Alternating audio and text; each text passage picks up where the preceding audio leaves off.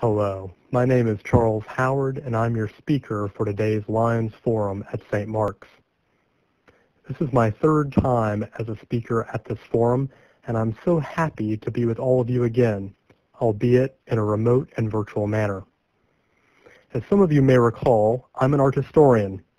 I graduated from Williams College and received my PhD in art history from the Institute of Fine Arts at NYU. So of course, you should expect to see some slides and hear me talk about a few works of art over the course of this lecture. Today I'll be discussing two separate works, a fresco by Fra Angelico and a large altarpiece by Matthias Grunewald.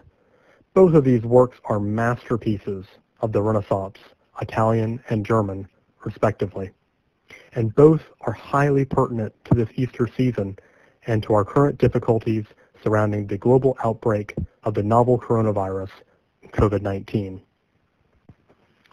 In the mid-1400s in Florence, a Dominican monk and painter by the name of Fra Angelico, which means angelic brother, began to paint a large-scale group of works for his convent. In the convent of San Marco, in Cell 1, Fra Angelico decided to paint a scene of Christ as he emerges from the tomb, the resurrection of Christ. Christ strides across the garden. He leaves an empty tomb, and he confronts Mary Magdalene, who waits kneeling in the garden. But he does not allow Mary Magdalene to touch him, and this is the great conflict of the fresco. Mary Magdalene reaches out. She gestures towards Christ. She tries to grip the hem of his robe. She wants so desperately not only to see, but also to touch, because to touch is to believe. But Christ rebuffs her. He gestures back towards her. He glances at her as if to say, "Do not touch me. Do not take a hold of my leg or garment. Noli me tangere, touch me not." And that is the title of the work. Christ, at this point, needs a bit of distance between himself and Mary Magdalene.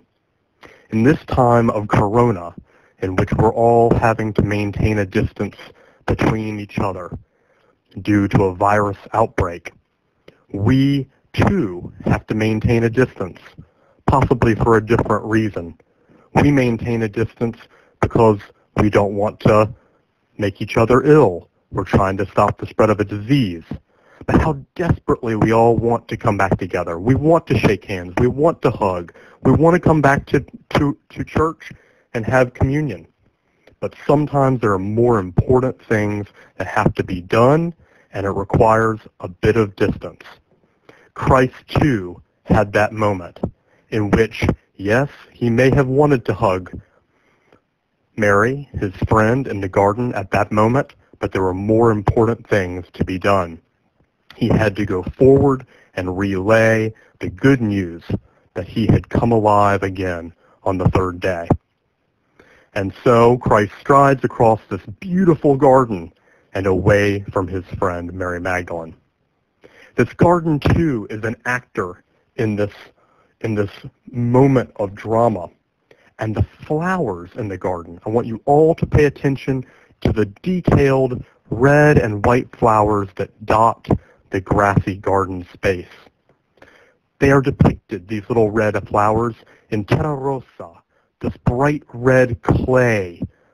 And Fra Angelico makes a point of making them overly abstract in a way.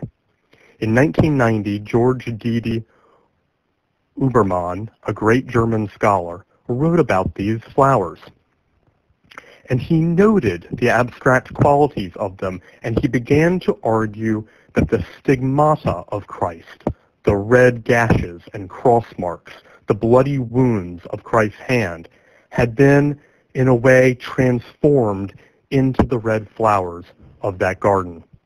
That somehow these flowers were to actually recall the words of the psalmist who talked about how all flesh will be made anew.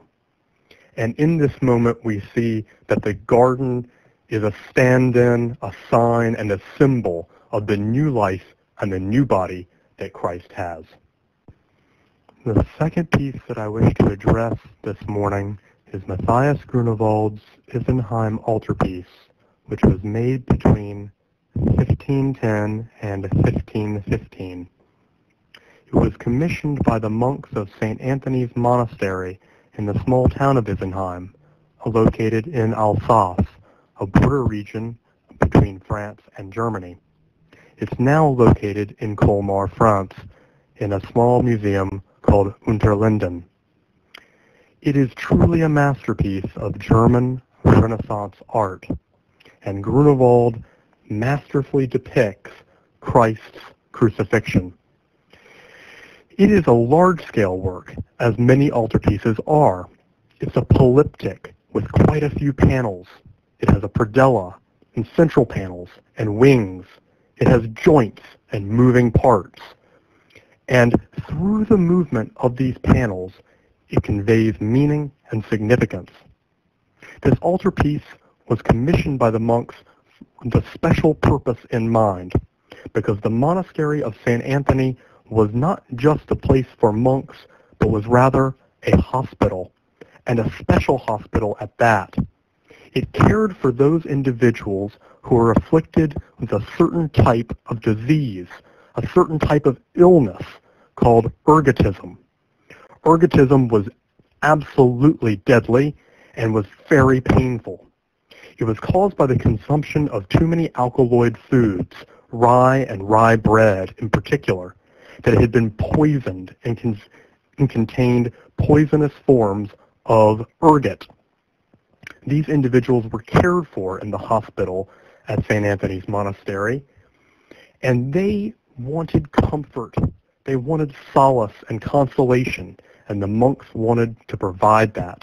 And Grunewald and his masterpiece helped in this cause. In the first view of the altarpiece, one sees Christ's body crucified. His body sags. His arms are deformed. His belly has moved lower towards his legs. His hands have nails through them. His body is dead. And his skin seems to be covered with the purple sores of ergotism. To his right, you see John the Baptist. To his left, Mary Magdalene and Mary. They all weep and cry at his death. The night sky is dark. This is truly a gruesome take on Christ's death, and it was to be followed by quite a few German masters. To the left, we see Saint Sebastian in the wing. His body has been pierced with arrows, and he has holes in his abdomen and legs.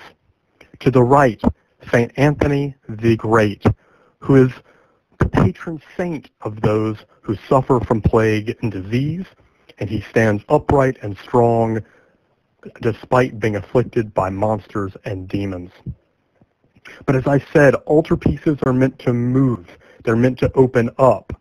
Their joints and hinges flex, and the panels of this could be opened up and reveal a second view of the altarpiece. And in the second view, we receive, the viewers receive, those in that hospital with illness and disease would see a new idea, a new vision, one of joy and hope and redemption. In the center is a nativity scene. To the left is an Annunciation, and on the right is the most spectacular scene of all. It is Christ soaring into the night sky. On the third day, he rose again from the dead, and he has been transformed. He has a new body.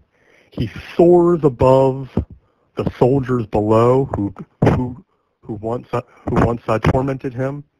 He soars above an empty tomb, and he flies into the cosmos, his body turning a glorious shade of white, and he becomes one with a glowing, fiery ball in the sky.